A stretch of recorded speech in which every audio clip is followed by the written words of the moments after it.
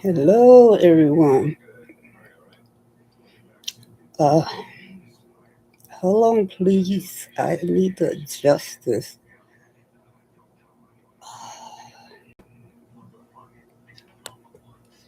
Voila. Hello, everyone. Okay. Now, this is an interesting. Uh, let's see here. I'm trying to move this. I'm not very good with IG. I'll manage. Okay. There we go. Oh, boy.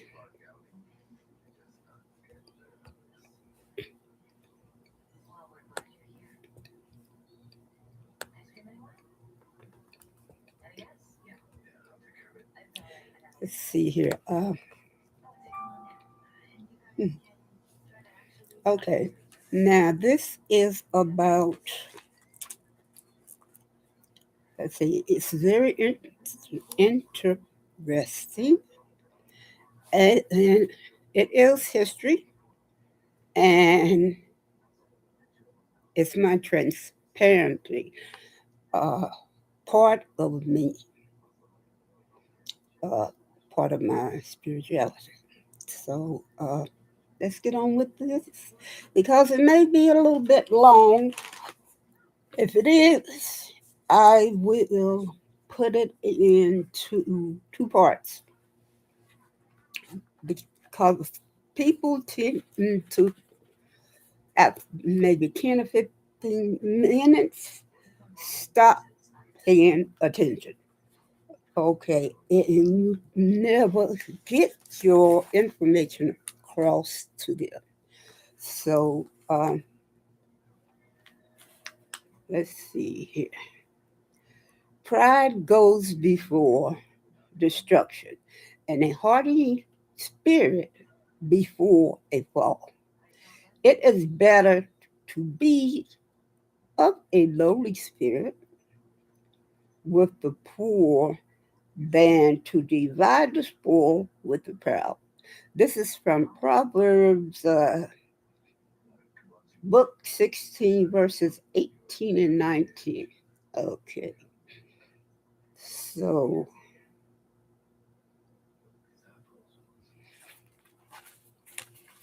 now I will start with this. Uh, as no, I'm not going to say everyone, but people that follow me know that I'm a very spiritual and humble person. That's just how I am, and I take it from my father. He was a spiritual and humble person. Uh, I take after him and thank God for that. So this is me being transparent.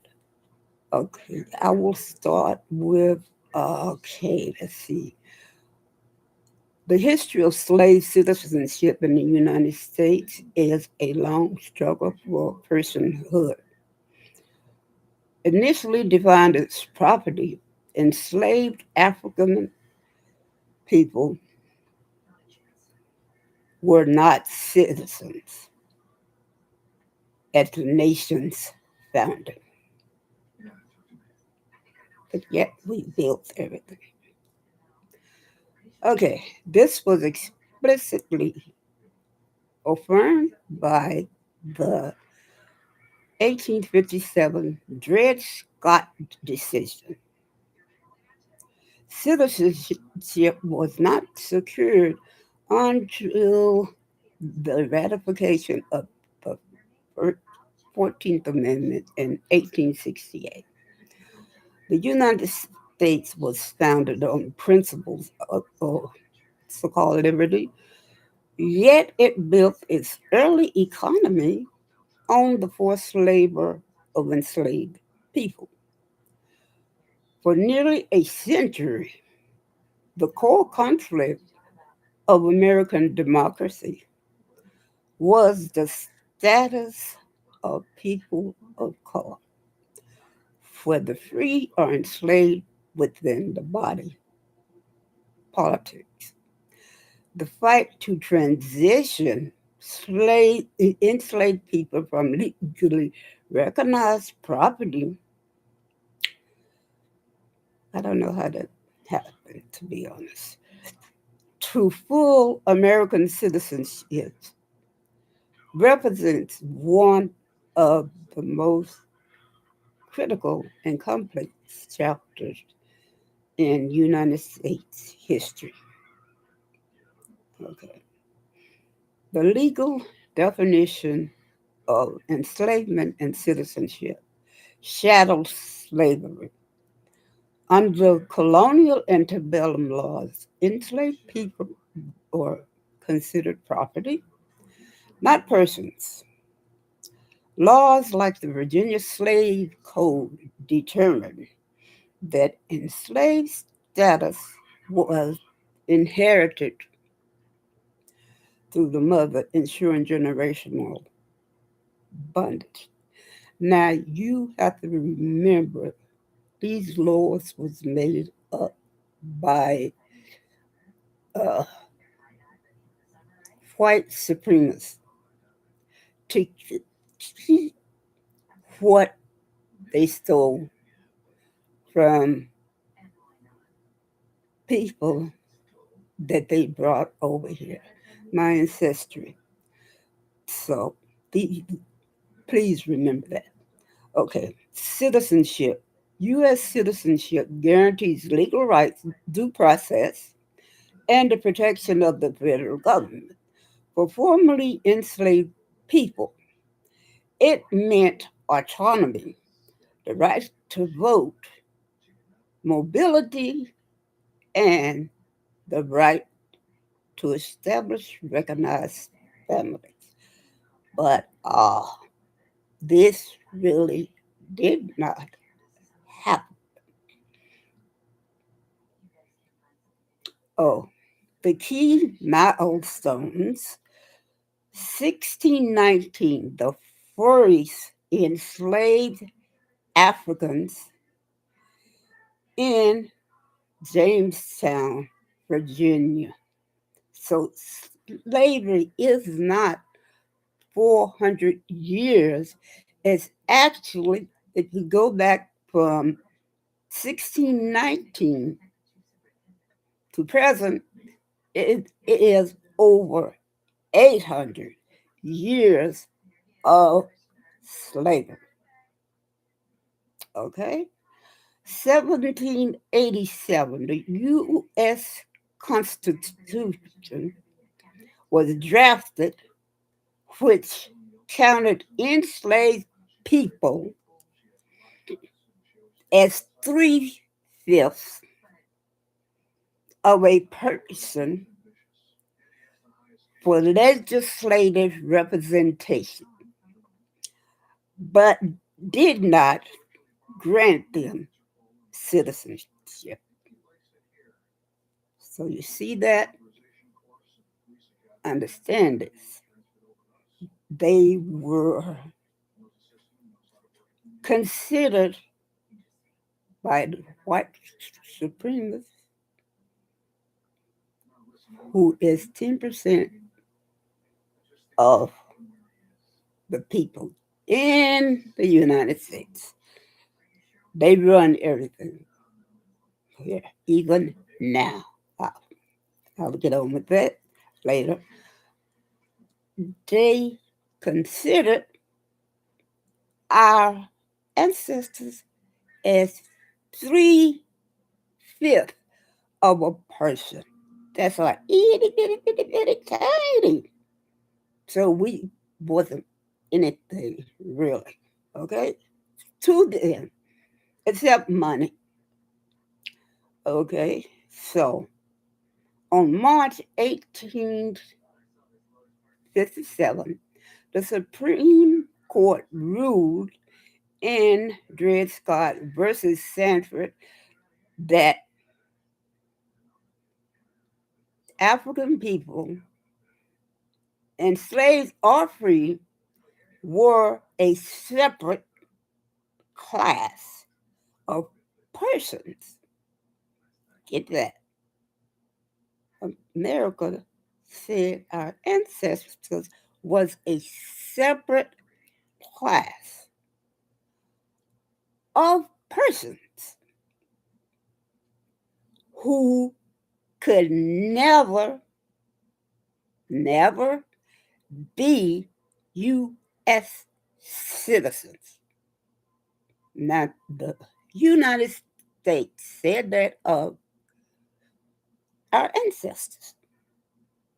We could never be citizens. But yet and still, we could plow their fields, grow foods for them, build America, uh, board children with the plantation owner. But yet and still,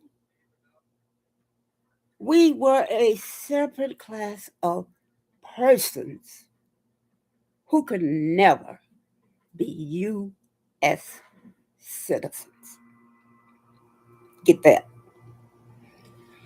1863, President Lincoln issued the Emancipation Proclamation declaring enslaved people in Confederate states legally free. Ah, were they legally free? Ah, here's the catch.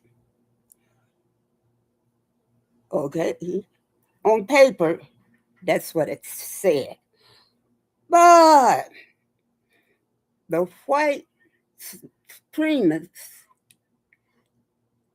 got around that by issuing a law that they could take people and families off of the street and put them back in bondage. That they were breaking a law by being on the street. See that? It's two sides. This is how America get around things, but yet still abide by the law, which they were not abiding by the law of the 13th Amendment. Okay, so July the 9th, 1868, the 14th Amendment was ratified. Its citizenship clause established birthright citizenship, which Trump is threatening to take it back. Okay? Birthright citizenship. He's wanting to take this citizenship back from Americans. Okay? And finally, granting full U.S. citizenship to formerly enslaved people. Okay. Yeah, we built the country, but we really don't have any rights. Really, even now. Okay. geography of slavery, and the shift in rights. The plantation South, slavery was deeply entrenched in the agrarian plantation economies of southern states. For example, Virginia, Georgia, Mississippi.